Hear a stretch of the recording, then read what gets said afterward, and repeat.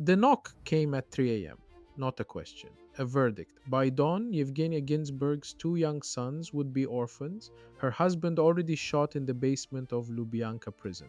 She had committed no crime. She had signed no confession. She simply taught history at a university in Kazan, and her husband had once known the wrong man. That was enough. That was always enough. In Joseph Stalin's Soviet Union, paranoia wasn't a flaw in the system, it was the system itself. Between 1936 and 1938, the Great Terror consumed nearly 700,000 lives, most by a single bullet to the back of the head. But the true horror wasn't the killing. It was the machinery that made it inevitable, the informants, the quotas, the midnight arrests that turned neighbors into the executioners and families into strangers. This is the story of how one man's fear rebuilt an empire, not through conquest, but through suspicion, and how an entire nation learned to whisper, to denounce, to disappear. The terror didn't end with Stalin, it became the foundation. The machinery of terror did not appear overnight, it was forged in the crucible of revolution, sharpened by civil war, and perfected by one man's inexhaustible appetite for control. Joseph Jugashvili, Stalin, the man of steel, had spent decades watching others claim the spotlight. The day he had been a bank robber in the Caucasus, an editor in the underground press, a commissar who understood that power did not flow from speeches or ideology. Power flowed from files, from the quiet accumulation of secrets, of debts, of fear. Day by 1924, when Lenin's death created a vacuum at the summit of the Bolshevik Party, Stalin had already positioned himself as the party's general secretary, a role others dismissed as administrative drudgery. He saw it differently. He saw the lever that moves the world, the succession struggle. That followed Lenin's death was not one with charisma. Trotsky, the brilliant orator with his theory of permanent revolution, seemed the natural heir. Zinoviev and Kamenev commanded the loyalty of the party's intellectual core. But Stalin controlled the appointments, the promotions, the whispered assessments that traveled upward through an increasingly centralized bureaucracy. He built coalitions not of ideology but of mutual interest, binding men to him through the shared knowledge of their compromises. When he turned against his former allies, he did so methodically, first isolating Trotsky, then Zinoviev, then the countless others who had underestimated the quiet Georgian in the corner. By the late 1920s, Stalin stood alone at the apex of Soviet power. But solitude did not bring security. The more he consolidated control, the more he saw enemies. Everywhere, in the army, in the party, in the very apparatus he had constructed to serve him, the assassination of Sergei Kirov in December 1934 became the catalyst he needed. Whether Stalin ordered the murder or merely exploited it remains debated by historians, but its utility was undeniable. Within hours, he used Kirov's death to authorize mass arrests, to expand the powers of the secret police, to begin constructing the legal and bureaucratic framework that would transform sporadic repression into systematic extermination. The decree of December 1st, 1934, mandated that terrorism cases be concluded within 10 days, that appeals be forbidden, that executions follow immediately upon sentence. The conveyor belt had been switched on. The Great Terror, as it would come to be known, unfolded in distinct waves, each building upon the last, each expanding the definition of who might be considered an enemy. The first targets were obvious: former oppositionists, intellectuals, anyone who had ever questioned Stalin's authority. But the logic of terror is insatiable. When the obvious enemies had been consumed, the machine demanded more. It found them in the ranks of the secret police itself, in the military high command, in the party faithful who had spent their lives proving their loyalty. The show trials of 1936 and 1937, Zinoviev and Kamenev, then Bukharin and Rykov, were not merely judicial proceedings. They were theater, carefully orchestrated to demonstrate that even the revolution's architects were traitors, that no one was innocent, that guilt was a contagion that spread through association, through geography, through shared history. The confessions extracted from these men defied the credibility. Seasoned revolutionaries, men who had endured Tsarist prisons and civil war, suddenly admitted to fantastical plots involving foreign intelligence services, sabotage, and assassination. They confessed because the alternative was worse, not merely their own deaths, but the destruction of their families, the erasure of their names from history. So some may have harbored the delusions that their sacrifice would preserve something larger than themselves. Others broke under torture, under the chemical interventions of the NKVD's laboratories, under the weight of sleepless nights and the knowledge that their interrogators held absolute power. The trials were broadcast, filmed, documented not to prove guilt but to manufacture consent. To show the Soviet people that their leaders had been right all along, that vigilance was never excessive, that the enemy was everywhere. The while Moscow staged its theater of justice, the real work of terror proceeded in silence. The regime's true instrument was paperwork, typed orders, stamped lists, quotas carried from the center into provincial offices like military instructions. In July and August of 1937, the NKVD received the framework for mass operations that would turn suspicion into arithmetic. The Order 0447 authorized the liquidation of so-called anti-Soviet elements, a label elastic enough to stretch over former kulaks, petty criminals, priests, exiles, migrants, borderland minorities, anyone who had corresponded with foreigners, anyone whose past could be rewritten as disloyalty. The initial quota called for hundreds of thousands of arrests and tens of thousands of executions. Once the machinery started, it demanded escalation. The terror became administrative. Every province received targets and responded with spreadsheets of human lives. Well, the regions wired Moscow claiming they had uncovered more enemies than expected, more wreckers, more spies, more hidden nests of sabotage. Stalin and the Politburo often approved the increases personally. A state that had once promised to abolish arbitrary power now operated through a ritual of upward petition and downward authorization, each layer proving loyalty by enlarging the scale of repression. So the troikas, the three-man commissions empowered to sentence without meaningful defense, processed cases in batches, files moved faster than facts, names became categories, categories became penalties, one column meant labor camp, another meant execution. The effect was not chaos but routine. A person could be taken at night, interrogated before dawn, sentenced by noon, and shot before evening. The mechanics of killing were standardized because standardization made mass murder sustainable. Prisoners were moved under guard to basement chambers, isolated courtyards, forests outside major cities, ravines beyond the edge of town. Then came the pistol shot at close range, often a single round to the back of the head. The body was hauled away and another name was called. The executioners worked in shifts. Trucks arrived and departed. Graves were prepared in advance. Records were kept with bureaucratic precision because the Soviet state, even at its most murderous, remained obsessed with filing. Somewhere always there was a ledger, somewhere always a man was counting. At sites like Butovo outside Moscow, the rhythm became almost industrial. Thousands were killed there in a little over a year. Priests and engineers, party members and peasants, people whose biographies shared nothing except proximity to a state that had decided fear was more useful than truth.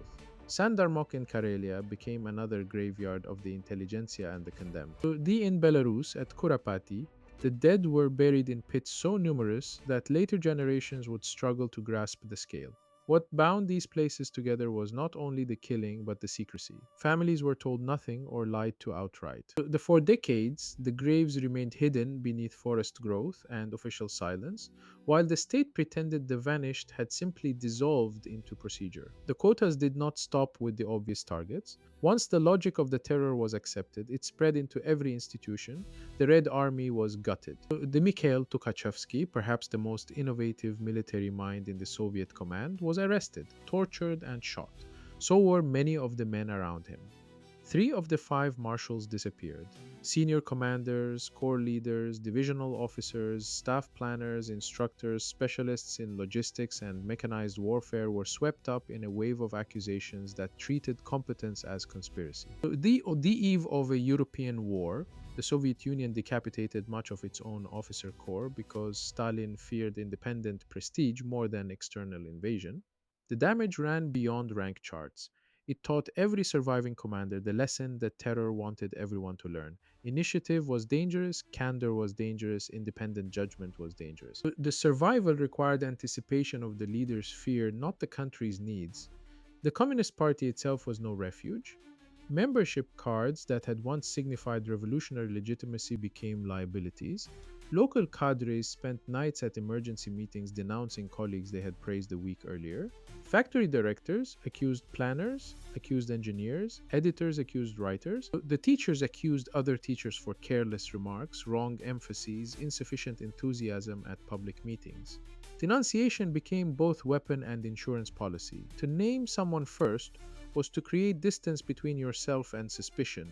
To hesitate was to invite questions about what you were protecting. The entire workplaces learned to speak two languages, one for meetings, one for kitchens, one for newspapers, one for whispers after the door was checked twice. Even the innocent understood that innocence had no defensive value. Under the terror, being blameless did not make you safe. It merely meant your biography was still waiting to be reinterpreted. The regime's national operations added another layer of paranoia. Poles, Germans, Latvians, Finns, Koreans, and other communities with cross border histories were treated as potential fifth columns. The Soviet state had always been suspicious of borderlands. Now suspicion hardened into campaign logic. So the entire clusters of people could be targeted less for what they had done than for who they had once been, where they had family, what language they spoke at home, what church they attended, what army they had served in 20 years earlier. The terror turned ethnicity, migration, and memory into prosecutable conditions. So it treated the map itself as incriminating evidence. In practice, this meant that the Great Terror was not a single purge, but an overlapping set of hunts, each feeding the other, each supplying new names when the previous lists were exhausted. For the living, who were not shot outright, there was the Gulag. The camp system had existed before 1937, but the terror made it swell into something closer to a parallel country. Arrests filled transit prisons, rail wagons, labor colonies, remote camp complexes tied to mines, forests, canals, road projects, and settlements carved from frozen emptiness. By the end of the decade, the network held well over 1 million people. The camps were not only instruments of punishment, they were instruments of extraction. Gold from Colima, timber from northern forests, coal, nickel, roadbeds, rail spurs, canals, dug through conditions so lethal that human beings were consumed as expendable fuel. DA prisoner could be both enemy and labor input, both body to be broken and statistic to be reported as economic progress. Inside the camps, the terror took on a slower form. Execution was immediate. Camp life was durational. It hollowed people out over weeks and years through cold, hunger, disease, and the arithmetic of rations. The food depended on work norms. Work norms were set at levels many prisoners could not physically meet. Failure to meet them reduced rations further, which reduced strength further, which made the next day's failure more likely. The system fed on downward spirals. Men and women arrived from cities with professional identities that meant nothing in permafrost. Professors cut timber, the clerks shoveled ore, poets hauled rock. Winter stripped people of distinction until only endurance remained. Mortality rates soared in some regions, especially where distance itself prevented any plausible relief. Even for those who survived, the camps extended the terror's logic by demonstrating that the state could own not just your verdict, but every calorie, every kilometer, every breath of heat. The cruelty did not end with the arrested. Wives of declared traitors could themselves be imprisoned under separate decrees. Children were sent to orphanages, renamed, scattered, or taught to disavow their parents. A family did not merely lose a father or mother. It lost a legal identity, a place in society, a future that could be narrated without danger. The Evgenia Ginsburg story endured because she survived to tell it, but millions of households experienced some version of the same rupture. A knock, a search, a sealed apartment, photographs confiscated, letters returned unopened, neighbors pretending not to see. The terror destroyed the social fabric not only by removing people from it, but by teaching everyone left behind that attachment itself was risky. Love became evidence, loyalty became contamination, grief became something to be performed cautiously, if at all. Some victims are remembered because they left names that history could recover. Theosip Mandelstam, the poet who mocked Stalin in a few lethal lines about the Kremlin mountaineer, was driven into arrest, exile, rearrest, and death in transit. Isaac Babel, whose prose had once helped define revolutionary modernity, was broken by interrogation and shot after confessing to absurd charges. Vsavolod Meyerhold was tortured and executed. Around them stood multitudes with no canon, no archive, no posthumous audience. The rail worker overheard making a joke, the bookkeeper who had kept a private diary, the village official who failed to meet a grain target, the former White Army conscript who had long since become an obedient Soviet citizen. The terror did not distinguish between the historically visible and the forgettable. What made the system so durable was that it trained ordinary people to internalize its premises. A joke could be fatal, an omission could be fatal, a friendship with the wrong man could become a chain leading back to you. This so people learned to monitor tone, phrasing, posture, enthusiasm. In apartment blocks and offices, fear became ambient. No single order had to tell citizens to distrust one another. The structure of survival did that automatically. Children informed on parents in classrooms. Husbands withheld thoughts from wives. Friends stopped finishing sentences they once shared effortlessly. None of those dangers were imaginary. What was catastrophic was the way the regime used real danger to justify internal fantasies. Stalin presented himself as the indispensable sentinel of socialism. Under that logic, any deviation could be recoded as collaboration with external enemies. Foreign communists who had fled to Moscow expecting sanctuary found themselves trapped inside the same machinery. The Polish communists, German communists, Hungarians, Yugoslavs, veterans of underground struggle against fascism, all could suddenly be portrayed as infiltrators or double agents. The Comintern, once conceived as the headquarters of world revolution, was bent into an appendage of Soviet state suspicion. By the late 1930s, the terror had accomplished more than mass death. It had changed the emotional grammar of the Soviet system. It taught officials how far they could go if fear flowed from above. It taught citizens that ideology could be used not merely to persuade, but to annihilate. They prepared the ground for the exhausted pause that would come in 1938, not because the system rediscovered conscience, but because it had consumed so much that even Stalin's state began to feel the strain. When the mass operations finally slowed, the institutions, habits, and psychological reflexes remained. The it left behind a population trained to obey the next purge before it was named. The Great Terror was not a storm that passed over the Soviet Union. It was the period in which fear was engineered into infrastructure. The Great Terror ended not with reform but with exhaustion. In November 1938, Stalin and his inner circle signed a directive halting the mass operations, acknowledging that the NKVD had spoiled the work through excesses that threatened the state's own functioning. The Lavrenti Beria replaced Nikolai Yezhov, the chief executioner, who would himself be executed in 1940, another body in the foundation of Stalin's power. The quotas ceased, the show trials stopped, but the machinery remained intact, ready to be reactivated whenever circumstances required. The legacy of the terror reshaped the Soviet Union in ways that outlasted its architect. An entire generation of potential leaders, thinkers, and innovators had been eliminated.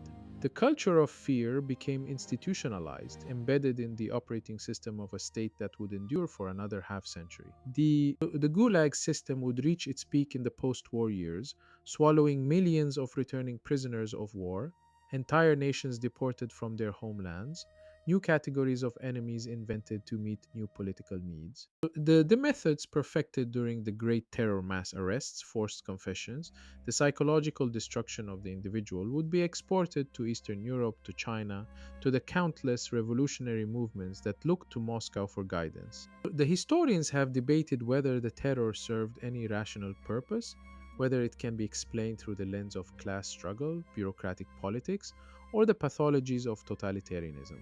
Some argue that Stalin was genuinely paranoid, seeing conspiracies where none existed, acting from a distorted perception of reality. The others emphasize the instrumental logic, the elimination of potential rivals, the consolidation of personal dictatorship, the creation of a society so thoroughly controlled that resistance became unthinkable. Both explanations contain truth.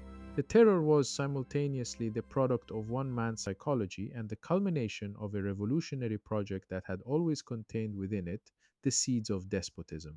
The numbers remain disputed, the archives incomplete. The estimates of total deaths during the Stalin era range from 3 million to 20 million, depending on definitions and methodologies. What is certain is that the Great Terror represented something unprecedented in scale and systematic cruelty, not merely the violence of revolution or the casualties of modernization, but the deliberate construction of a machinery designed to consume human beings. The Soviet Union would go on to defeat Nazi Germany, to become a superpower, to launch the first satellite and the first man into space, but it would carry within it the memory of the basements and the forests, the knock at 3 a.m., the children who learned to call their parents by different names to protect them from association with enemies of the people. Yevgenia Ginsburg survived.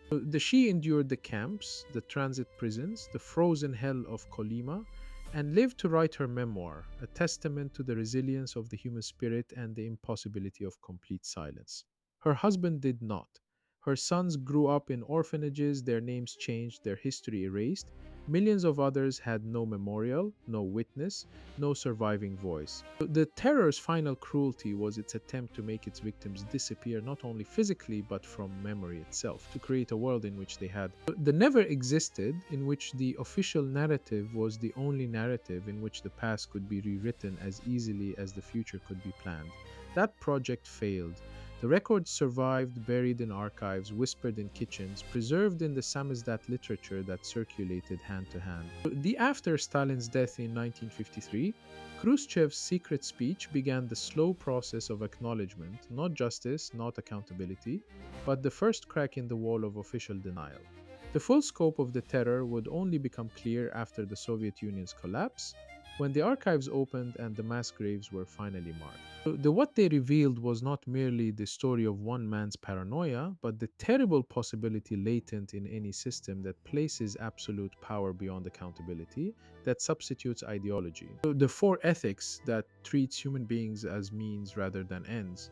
The knock at 3 a.m. was not an aberration, it was the logical conclusion of a machinery built on the premise that the individual exists to serve the state, and that the state in turn exists to serve the fear of those who command it.